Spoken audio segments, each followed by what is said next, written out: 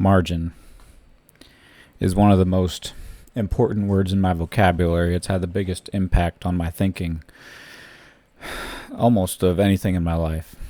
So I thought I would build some of the meaning that I have into that word and start to build the vocabulary just so we can have a common vocabulary so you can understand what I mean. So margin applies to probably not everything, but it's hard for me to think of something that it doesn't apply to, from relationships to finances to scheduling to trips to packing to what's on my desk. Margin is there. I see the margin in the situation or in the system. Most people won't know what I mean by margin, and I've explored it myself and with a friend of mine that's helping me build, or I'm helping him, or we're building a company together, exploring the meaning of margin in construction management systems. So he and I have spent hundreds and probably thousands of hours discussing the application of margin in a fractal, scalable way into construction management systems, and have yet to touch the boundaries of what it means. So what do I mean by margin? One of the easiest ways that I explored it myself, I'd been thinking about margin as a principle, as a philosophy, and as it applied to construction management systems. And then one morning, on a Sunday morning, I was getting ready, or it was Sunday morning before we went to church, and all of a sudden I saw margin as it applies to my daily life. So this time scale here, this is my normal at that time, my normal way of approaching life in general, but as it applies to that particular Sunday morning. So let's say that it takes my family, and I've got a family with 4 kids, my wife and I, about 2 hours to get ready, and everybody to get showers and get dressed and get your breakfast and get cleaned up, brush your hair, all that kind of stuff. So let's say if we had 2 hours as a family before we needed to leave, and let's say we wanted to be at our destination by 10 or a little bit before 10. Maybe this right here is our goal, is to be at our destination around 9:45. And it takes an hour to get there, which means at a minimum we would need to leave by 9:45. Okay, so this is all kind of intuitive. Up to that point I hadn't thought about it so much. I would just, as time would go on, I would feel more pressure, and I would realize, okay, we need to be getting ready to go. But so essentially what I would do is it would be approximately 2 hours. And that approximate is important. This is in this particular scenario, we have some idea of how long it's going to take the family to get ready. But it's not exact, of course. But it's about 2 hours. But what if it's 2 hours and 5 minutes? Okay, let's say in retrospect it took 2 hours and 5 minutes. Let's hold on to that. 2 hours and 5 minutes is what it will actually take for us to be in the car turned on, wheels moving down our driveway, from the time we start getting ready to go. And so it's approximate. It's not exact, of course. So David is here without a pen that works. There's David at 5:15. Wake up, get myself some coffee, probably get online, get on the WorkFlowy User Group, tool through conversations, comment, and I'm moving through time here. And I know it's only going to take 2 hours. So right now from 6, so that's 1, 2, I've got 2 hours and 45 minutes. Okay, So there's margin. And in other words, there's a resource that's being tapped by the system with additional capacity than is necessary in order to accomplish the goal. So the goal is to get here by 9:45. I've got about 2 hours and 45 minutes, which means there's 45 minutes extra. That's margin. So in this case, time is one of the primary resources that I'm looking at. So at 6 o'clock, I look at this and there's some margin. I feel that, like, there's no big rush.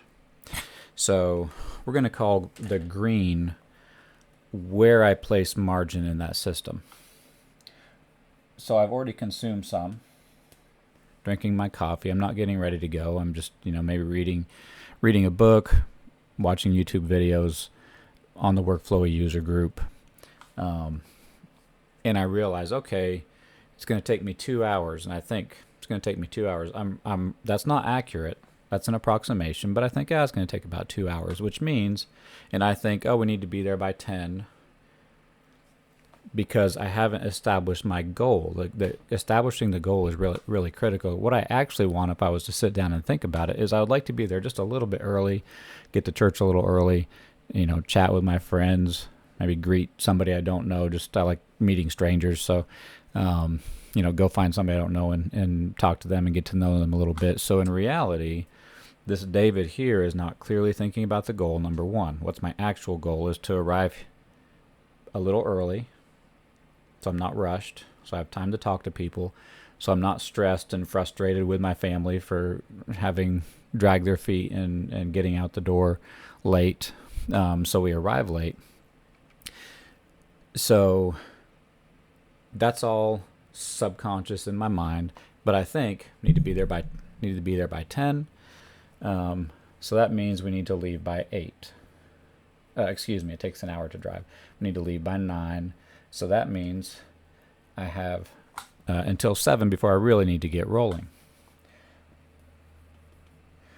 So I place all the margin, the time margin in this case, at the beginning of the system, of the situation. And then I consume it. Now, number one, there's a couple of things that go on in reality. It's approximately 2 hours, but I've already established in retrospect it will have taken me 2 hours and 5 minutes. So at the moment that I actually engage with the work of getting ready, I'm 5 minutes late. I'm going to be, because it's going to take us 2 hours and 5 minutes because the kids are going to get in a fight or somebody's going to fall down the stairs or whatever. And it's going to delay us. So at this point, I'm already 5 minutes late. But actually, I'm already 20 minutes late because I really, really want to get there about 15 minutes early. So I haven't thought clearly about my goal. That's important. Margin is only margin as it relates to a goal. And the more specific you can be about the goal, the more you can understand where to place margin in the system in order to meet the needs of the goal. So then we do the approximately 2 hours worth of work. So from 7:05, so there I am. I'm already 15 minutes past the time. If I had thought about my goal more clearly, I'm already 15 minutes late. And then it takes us 5 extra minutes than what I'd planned because of normal, unexpected situations. So there we are. We drive. Here's where we really want to get there, and we end up getting there about 5 or 10 minutes late. But there was plenty of margin in the situation at 5 o'clock, but I consumed it early in the system. Number one. Number two, I didn't think clearly about what my goals were. Okay. So that Sunday morning, this is an actual situation that took place. I was, I've been so immersed in margin. I was sitting right over here in my leather reading chair, sitting there, and I felt the reality of margin in my life in that moment. So I looked at that Sunday morning from the perspective of margin. And having already worked with Brad a ton, I knew, okay, you have to establish the goal. There's no margin in a situation unless there's a goal against which resources are consumed. And there's only margin in a situation if there's additional resources that will be untapped in the meeting of that goal. So I thought, okay, where would I place margin? Okay, number one, what's my actual goal? It's going to take us an hour to get there. I really want to get there early so we can be relaxed. So I actually placed some margin. So again, green is margin. So here is, when we need to be sitting down at church. And I realized, okay, I'm going to put some margin right there ahead of when we absolutely need to be there. In fact, I'm going to place a little bit more because I want to have margin in place not only to take care of unexpected events or extra stoplights or an accident on the way to church. So I'm going to take a little bit of the margin that I have starting at 5 o'clock, and I'm going to put a little bit of that margin at the very end, right before I engage with the goal, which is to be at church on time. So I take a little bit of this margin and I put it there. So that margin, this amount of margin, I've moved it to right before the goal is met. And then I thought, okay, it takes us about an hour to get there. It takes us 2 hours. And I thought, you know what, Dave, you don't know that it takes exactly 2 hours. Let's say it's going to take, a little more than 2 hours. Let's say it's going to take 2 hours and 10 minutes to get ready. So I placed a little bit of margin in the work. I built some margin into my estimation of the work. So I knew it was going to take us an hour to drive. That was the drive time. And this all took place in a second. I'm having to explain it, but all the things I'm talking about were all in my mind. So I built a little margin into the drive time. Let's say it's going to take, instead of an hour and 5 minutes. So I'm building a little margin at the point of the goal being met. I'm putting a little margin as a new situation enters the system. So I added a little bit there.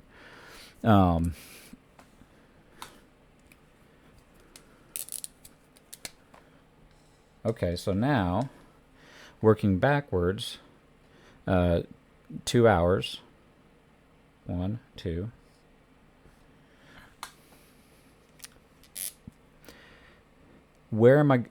So here's the next question I asked myself. Am I going to locate the margin here? Why would I do that? What's the point here? Well, because I want to relax and do something I want to. Okay. But can I do that? Can I do all the stuff I want to? Check YouTube, check my email, check the WorkFlowy User Group. Do I have to do that now? Or can I put it someplace else in the system? I realized, I can put it wherever I want because I've got this time frame. I've got from 5 to 8:30, so that's 1, 2, 3.5 hours. I've got 3.5 hours. I've got 2 hours worth of work. Why don't I put a little bit of margin here and relax and drink my coffee? And then why don't I move the rest of the margin to the end before we enter into a new situation? So from 5:30, 6:30, 7:30, let's do the work here. And let's place the margin at the end of the system, and then that puts me in a position to watch the margin. I can't overstate. It's hard to explain. You have to be in a position to watch the margin. All of the systems that I'm going to be talking about assume that you have a way of watching the margin, which means you know several things. I won't go into all of them right now, but number one, you need to know what the goal is, what the actual goal, with as much detail as you can put into it. You need to know what resource is being tapped. And in this case, I'll simplify. There's actually more resources than just time being utilized, but I'll streamline it a little bit and just say, let's just look at time. And that's kind of what we're looking at here. there's also energy and focus and that kind of thing. But and so you can see the difference here where margin is. Margin here is consumed at the beginning. It is and ceases to be a tool. It's something that you just consume. Margin, when you place it in the system appropriately, becomes a tool that you can watch and use to adjust and make the system better. So by taking all of this margin and putting a little bit at the end, not a lot, but just a little bit at the end, and then moving the bulk of it to the end of the activity before you transition to drive, now I can watch. This is actually the margin I'm watching, okay? Because I know whether it takes me an hour and 55 minutes or 2 hours and 30 minutes, I have about an hour of margin right there. So I can watch that. And so I can adjust when I start, and I can know if it's going to take me about 2 hours. I can predict about how much margin, and I'll know I'm getting in trouble if I have to do the math right quick. If for whatever reason this starts to get pushed to here, I can start, instead of being stressed and frustrated here because we're late, I can put a little bit of unstressed and kind of tempered pressure on the family and the situation. Say, okay, let's hustle now in here. And I won't have to be stressed because I know there's still margin. So I'm really watching this margin and this margin from this point. And so I transition at 5:30. It doesn't really matter at this point. See, it matters here that we hustle the whole time. If you start at the last possible minute and use all your margin at the beginning, you have to, anybody who delays at any point in this situation is a cause of stress, because you realize every extra minute it takes us is going to be an extra minute at the destination or at the goal. Whereas here, if you move the work to before the margin so you can watch the margin, then if somebody's delaying, it's not a pressurized situation. It's a non-pressure situation. You can still meet your goal, and you can add a little pressure to the moment without it being relationally difficult or whatever, getting upset or whatever. But since you're watching the margin, you know you need to put some pressure on. And then, in this case, everybody's ready. Everybody's got their, everybody's taking their shower. Everybody's eaten. And now everybody's living in margin. Another topic for another day. But the best things happen for me in my life in the margin. And so the more I can be operating in margin, the better possibility for long-term high-value payoff. I can't get into that now, but so the more you can live in a system that's margin-rich and are operating in the margin with the work already done behind you, that's a great situation to be in. I won't go into that right now. So in both of these cases, the same amount of margin, but the texture of life and the ability to hit your goal in a non-pressurized, low-stress situation goes up by deciding where you're going to put your margin and making sure you watch it. So that's for starters. When I talk about margin, which is going to be laced all throughout the conversation as I'm developing fractal productivity, this idea extrapolated to pretty much every situation, from scheduling your week to scheduling your day, just to planning a meeting, figuring out what is the resource that's being tapped, if it's focus, if it's energy, if it's finances, if it's relational ease, where you have a situation where the relationship is strong and you don't want to consume that by putting too much pressure on a situation. Like, again, I won't go too far into it, but there's all kinds of relational margin here, and this does not consume the relational integrity as much as this one does. Believe me, I'm a dad with 4 kids, I know. Daddy's not a real great daddy, right around there. I'm not a great dad. I'm not building the relationship, but I am building the relationship when in that same cross section of time, I'm in margin instead of under pressure in order to meet the goals. So I think that's all I'll say for this time. It feels like infinite other video content in order to build a vocabulary for what I'm going to be talking about as I'm building this system. Just to give you a little bit of a trailer, I love Groundhog Day and the 12 Dates of Christmas, which is this sappy, but I tear up all the way through the movie because there's a lot of reconciliation in it, and I love reconciliation. But where I'm headed, like when I watched Groundhog Day, I used to think that obviously there's negatives and, he's going crazy and trying to kill himself. But the ability to live a day more than one time is so enticing to me. And I think that's why that movie's popular for some people. But the kind of system in terms of fractal productivity and the kind of planning and execution that I think will be enabled will simulate what goes on in Groundhog Day. And I've actually done this. This is not just theory.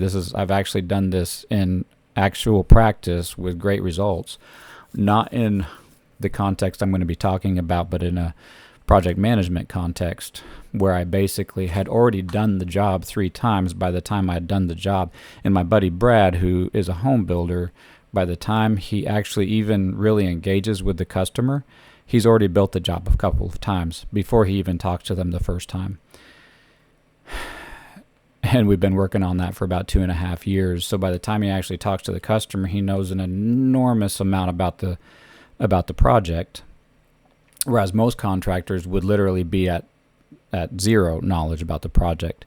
But he's already built it. And then by the time they actually get to signing the contract, he's built that house 4, 5, 6 times from different perspectives. So he deeply understands it. So by the time he actually builds it, he's basically doing something he's already done several times before.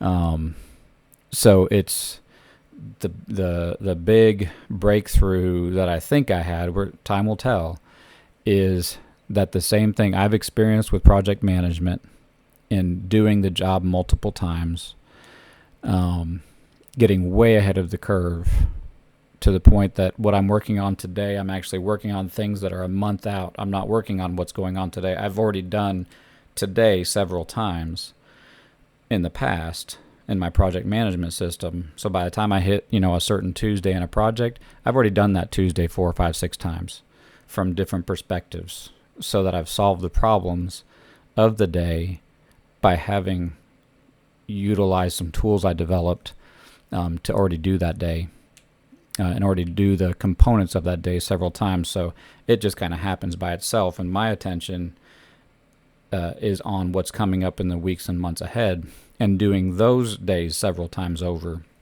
Way easier, margin-rich way to do project management. I've actually done it, and when I've been in kind of an elite project manager is when I operate like that.